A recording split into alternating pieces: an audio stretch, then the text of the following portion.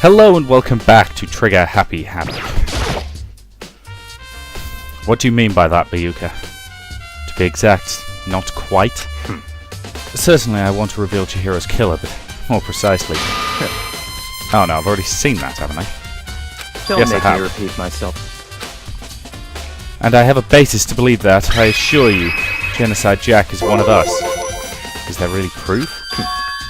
There's somewhere I'd like to take you. It will provide all the evidence you need. It's all clear now. Evidence that Genocide Jack is the one that killed Chihiro.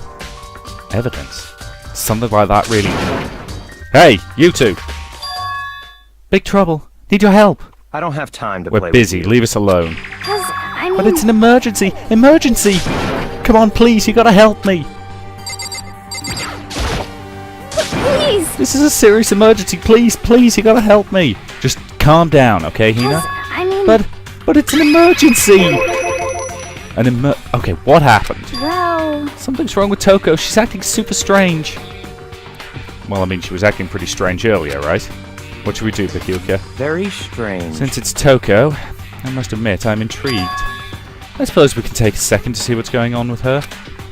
Are you sure? Don't make me repeat myself. I didn't expect that. I thought for sure I'd just say no and that'd be the end of it. Yeah! Okay, come on, hurry! Wait for us, Hina. Let's go.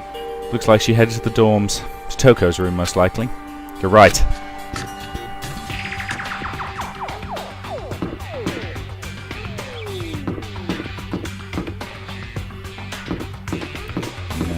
There it is. It was around here somewhere. Is Toko inside? Some kind of emergency? Oh, okay. You guys are too slow!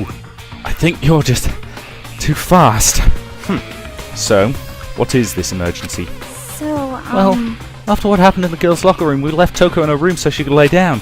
And after a while, we came back to check on her. You know, see how she was doing. But when we did, it was weird. She refused to come out and kept saying all this weird stuff. Weird stuff. That's fine. We should try talking to her ourselves. Yeah, good idea. Might as well give it a shot. The door swung open slowly and silently.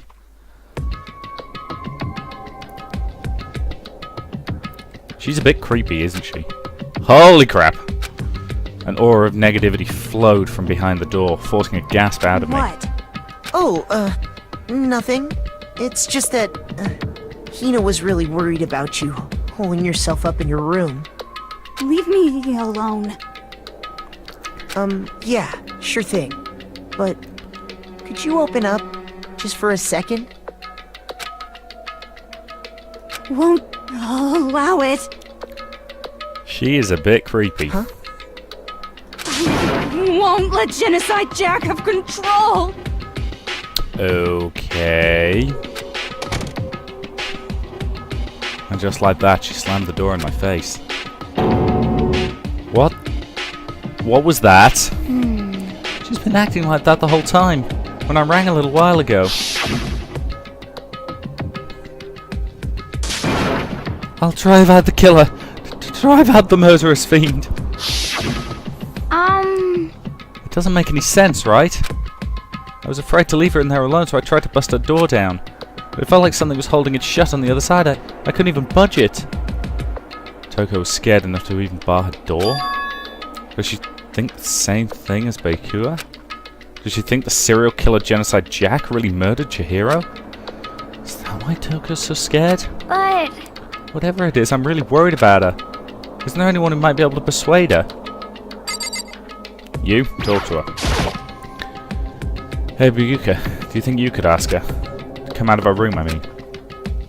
That's fine. Sure, whatever. You're gonna talk to her, Bakua. Wow, I guess you can be nice when you want to. Don't suggest something like that, it'll make him stop helping. Bakua stood in front of her door, not making a sound, and pressed the doorbell. And after a few moments... What do you want? Leave me alone. You're all so annoying. Ah, Bakula. It's Byakuya. Yeah, well, I can't pronounce it either. I'm sorry. I couldn't keep up. Promise. Don't worry. Never again. I won't let Genocide Jack have control ever again. I doubt the door slammed shut. Even Baekua couldn't pull it off. There's nothing else we can do. Let's get back to the investigation. Hold on! What was Toko talking about just now? Something about a promise? What? Oh, I have no idea. Another one of her delusions, I'm sure. But Stop talking. if I say I don't know, that means I don't know. Just let Hina take care of her. Oh, yeah, okay. I'll stay here. Keep an eye on her. Let's go. Well then, let's go. And without waiting for a reply, he sped away. Bayakua! And I hurried to catch up. I tried to talk to him several times as we walked, but he didn't even look back, let alone say anything. He just kept walking towards his destination. Finally, his feet brought him to a stop in front of a certain room. The library? Come on, let's go in. What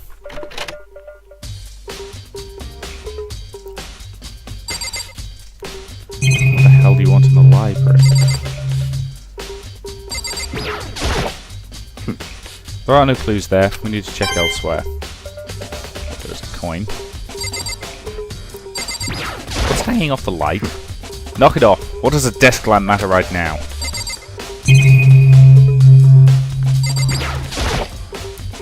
There's no point checking there. We need to find real clues.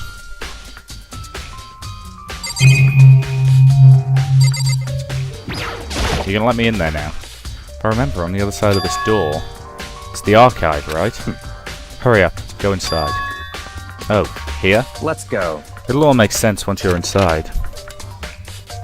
We haven't been in here yet. Whoa.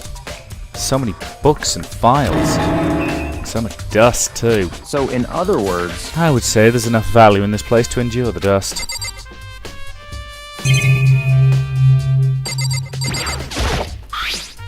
There's a wooden box, but it's empty. Although judging by the smudges in the dust, it looks like there was something inside. Wonder what it was. There was an extension cord plugged in there. Proved very useful while I was in the library. An extension cord, huh?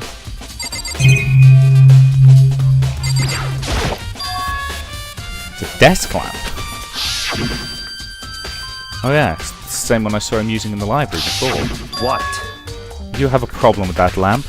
It was here before, then I moved it over there. It's too dark over there, so I thought I'd put it to good use.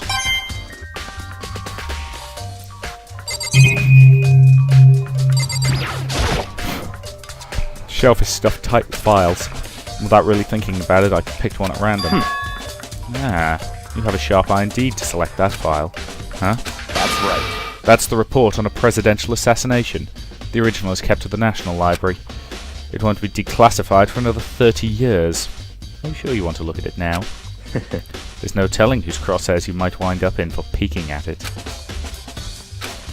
Without making a sound, I returned the file to the shelf.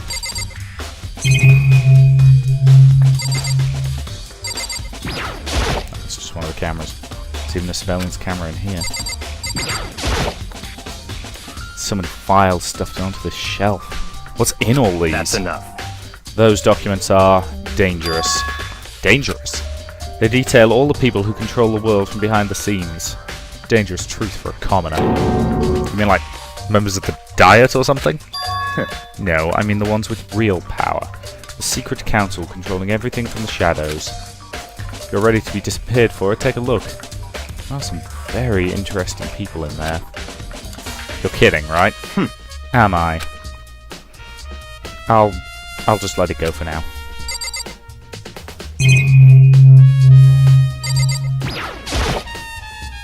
There's a ton of thick files stuffed onto the bookshelf. If you're thinking of looking through any of them, let me give you a little warning. Those are filled with graphic, disturbing photos from all kinds of crime scenes. It's the kind of thing any normal person wouldn't ever want to look at. Be careful. What do you mean? All those files are investigation reports related to different cold cases.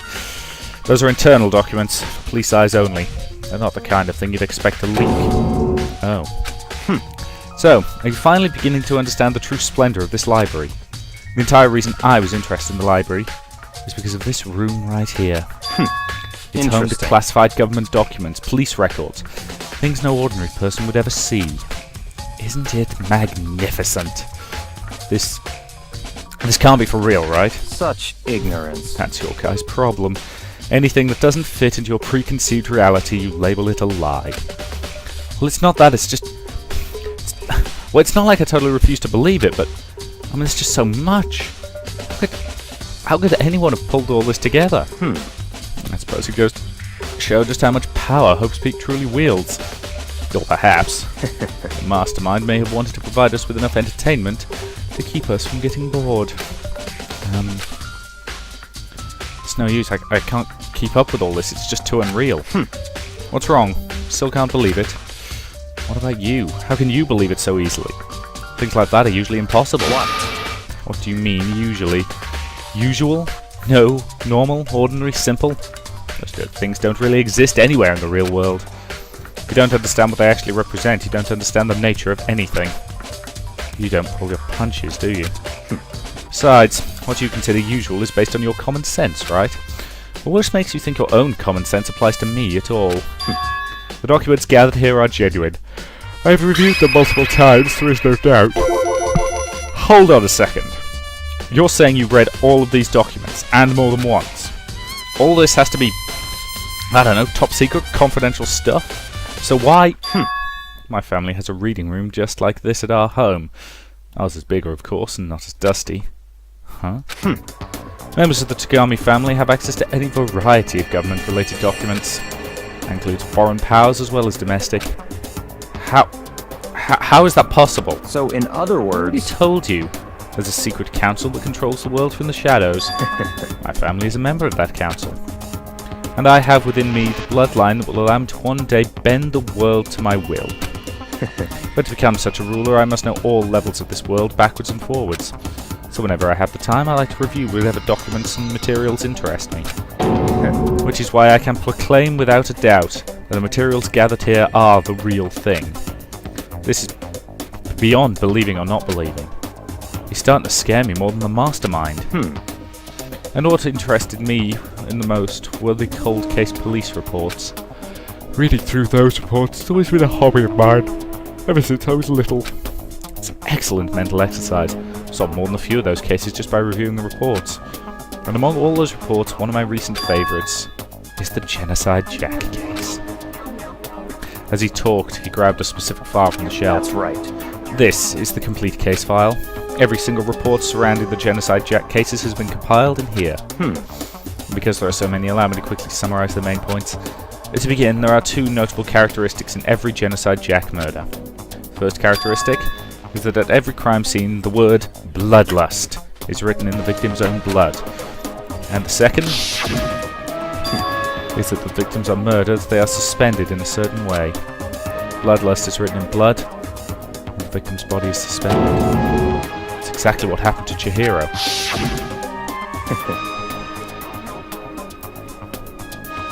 Save your surprise, the best part is yet to come. For the second characteristics, where the victims are suspended, the only ones who knew about that particular fact were members of the police and higher-ups. By all accounts, nobody in the media ever found out. It's a fairly classic trick. When they're revealing information about serial killers, they'll leave one important piece of the signature out, so that if they get any copycats, they can tell it's a copycat, because they missed that one particular piece of the signature. Sorry, I do watch Criminal Minds, which is why I may start using terms like unsub and signature when I'm talking about a serial killer. In other words, no one on the news, no one online, nobody knew about that aspect of each crime. Only key officials and the killer himself knew about this act of mounting the victim. Now, if you recall Chihiro's corpse, her body was most certainly mounted in that fashion. So how could the killer have known about suspending the victim? That's right. That is the key question. But in fact, the answer is quite simple. So, in other words... The culprit isn't a copycat killer. It's the real Genocide Jack. In other words... That right there is the evidence that Genocide Jack has hidden himself among the rest of us. The Genocide Jack really is. Such a brutal, fiendish killer is really walking amongst us. Interesting. Things are really starting to get interesting, aren't they? I never imagined a killer with such a reputation would ever become part of our little game. Oh. Don't you think it would be good for you to take a look at what I've already seen? You might just manage to ferret out a clue or two. Such ignorance. If you get down on your knees and beg, I might even show you myself. I'm gonna crotch punch you if you're not careful.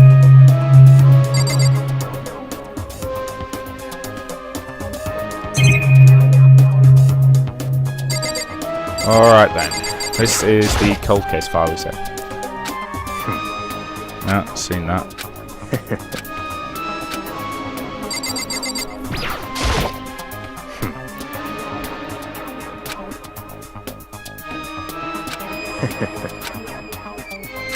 Yep, already seen that. Okay, so I'll just talk to them again.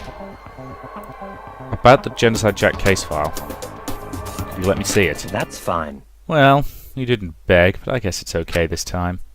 Feel free to look at it here, but you can't take it with you. Come on, show me. I can take it. He handed me the file and I flipped through it with tense, nervous fingers. Suddenly my hand stopped. I reached the page where the photos from the scene of each crime had been collected. The names of Genocide Jack's victims ran on for several pages. Ken Hadarada, 32. Tetsuhiro Honda, 17. Shoji Gaku, 23. Kanoishi, 14. Kishi Yoshida, 30. Interesting. Most serial killers tend to have a type. Not always, but it's more common. And the fact that we're looking at a wide range of ages, I mean, we're ranging 32 to 14, that's a pretty wide age gap. Which implies they're not picky about their age range. The fact that attaching victims to the wall with scissors, interesting. And that's clearly multiple across multiple people here. Whereas here they used a dumbbell, which implies this wasn't something they were planning to do. Because to bring that many pairs of scissors, it'd have to be premeditated, and more importantly, they'd have to be organised as hell to do that. Because let's face it, they'd have to make sure that they'd never got any evidence on those scissors, fingerprints, hair samples, whatever. All those victims are also male, aren't they? I don't know Japanese names enough to be certain, but I think those are all male names. Komatatsu Tano, Takafumi Gono, Uchida Naoshi, Takeshi Masuna, Yoto Yumejina. There was no end to it. Okay, now I think we've got some female names. One thing became perfectly clear as I read. All of the killer's victims were killed and suspended in the exact same way. At the scene of every murder, the word bloodlust was indeed left on the victim's own blood. Now, take a look at the next page and you'll find another interesting tidbit. Next page. Yes, I don't need the horrified pullback shot. Profiling results. Fabulous. Let's hear them. All of the crimes took place either on weekdays at night or during holidays, either day or night. Implies the victim has a job. The most common time for the killings to take place were on holidays, in the afternoon. Based on these facts, it could be suggested the suspect may be a student. Really? Weekdays in the evening or on holidays implies student you? That implies anybody who's got either a full-time job to me, or yes, theoretically a student. Evidence suggests the suspect lingered at the scene, but when they did leave, they were in a panic. Because an eyewitness has never come forward, it is unlikely there was any external reason for this. This confused behaviour suggests... yeah, we're dealing with a schizophrenic. Or a full-on multiple personality disorder sufferer. Technically, schizophrenia is a different thing. So, in other words... the key point here is that the culprit may well have a split personality. The kind of thing you see on TV. Part of another totally unbelievable story. This one's way more unbelievable than anything else up till now. Well, maybe it isn't, I don't know. I feel like my mind has gone numb. The case file is without the truth bullet section. Let's go. Alright, we should get going soon. Where are we going? Anyway, but here, we finished our business, haven't we? Wait! Bakua! As usual, he turned and left without another word, and I hurried out of the library to catch up. Well, this is where we part ways. I have some things I need to take care of before the class trial. Just all of a sudden like that? I don't have time to play with you. Come on. Enough of your annoying misapprehensions. Did you really think we'd be together for the whole time? Take responsibility for yourself. Do something useful. Move the investigation forward on your own. Goodbye. Goodbye. And just like that, he was gone. Just as quickly as he'd asked me to join him, he cut me off.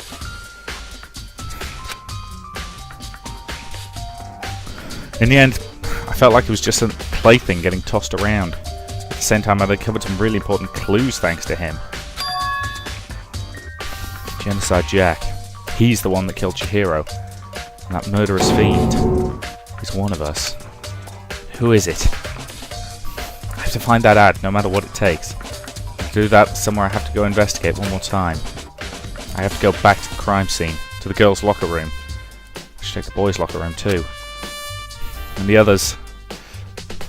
well, I might have come up with some info I can find useful while I'm at it. I need to find out everything I can. Back to the pool, which I think is this way. Yep.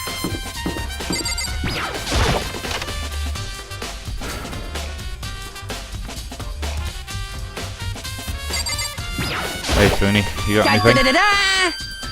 If Fumi has discovered evidence revealing the identity of the culprit. I feel as if... Another stat increase for me. What did you find? I cannot reveal that just yet. But I guarantee what I found will steal the killer's breath from his lungs. You sure about that? Yeah, Miss Ludenberg said she'd witnessed something worthwhile too. What did she see? Well, She refused to tell me. It's like when a girl bullies the boy she likes, right? Where's Celeste now? In the warehouse by the dorms. She was there, but at the same time not there. What's it gonna be? Alright, let's start with the boys' locker room, shall we? Because it did say I should check out both.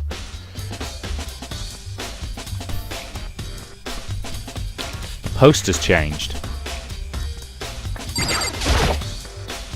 This poster. It's a popular boy band called Tornado. But it doesn't fit in the boys' locker room.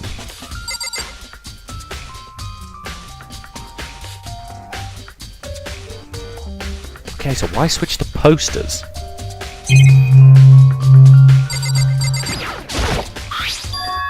There's a strange stain on the carpet. What is it? She was killed in here.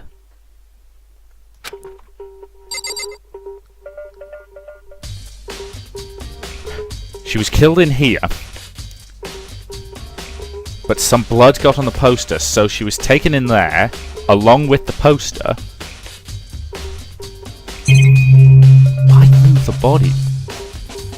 I mean, you could string the body up in here just as efficiently. Well, I say just as efficiently, it'd be very difficult to do, but no more difficult than through the pool. Can I go from the pool straight into the girls' locker room, I wonder? Don't think... because I don't think she ever made it in here, so I doubt there's anything worth examining in here. Some kind of clue in the lockers? Guess not. I wouldn't talk to either. Nope, okay.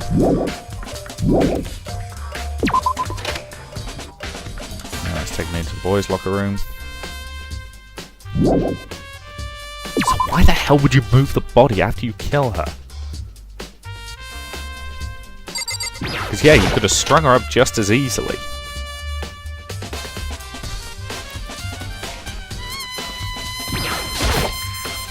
It's the bloodstained poster. The blood's the most noteworthy part, but the big-breasted swimsuit model's pretty noticeable too.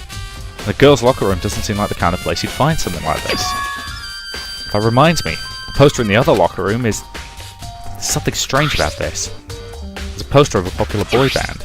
In the girls' locker room there's a poster of a big-breasted swimsuit model. But the posters have been switched? But if they were Why? What reason would anybody have had? Maybe I should talk to someone who knows more about the locker rooms.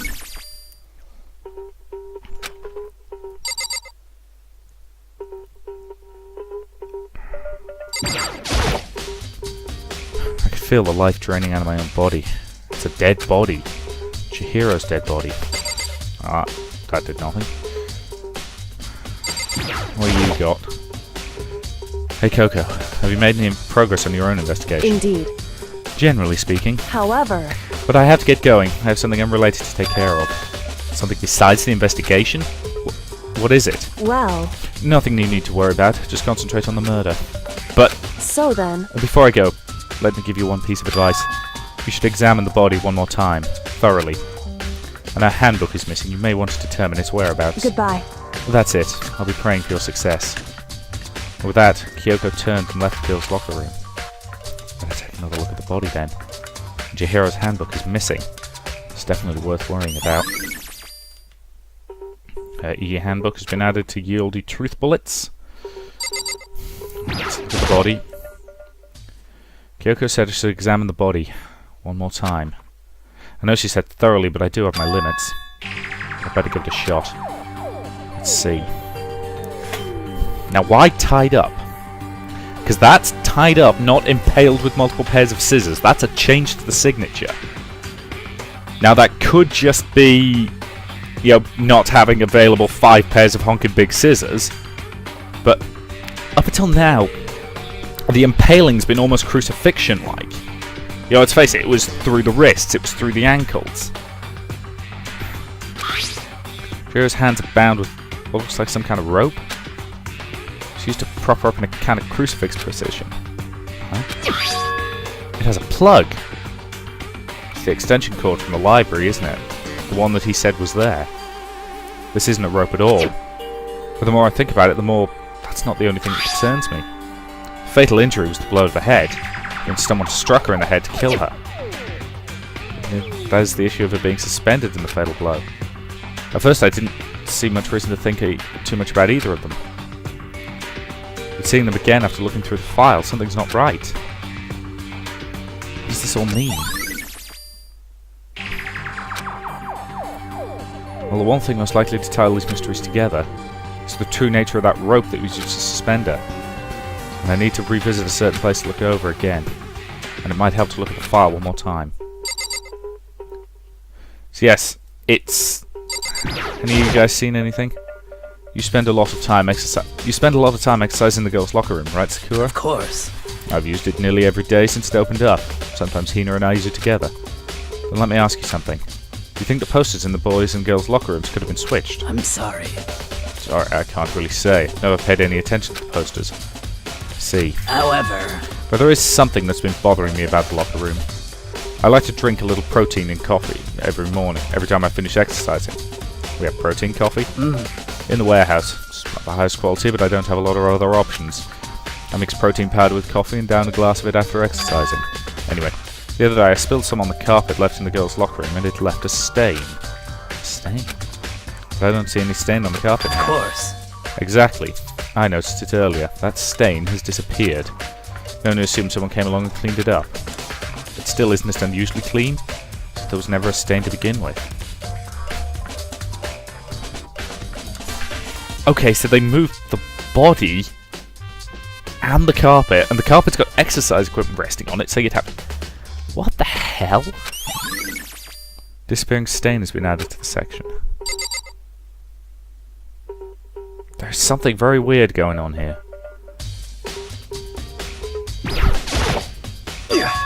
Dude had a real complex about being weak. You heard Chihiro talk about it, right? All I need to get stronger? Yeah, she said that more than once. Sure did. Which I guess explains the trip down here, but did she really need to get stronger that badly?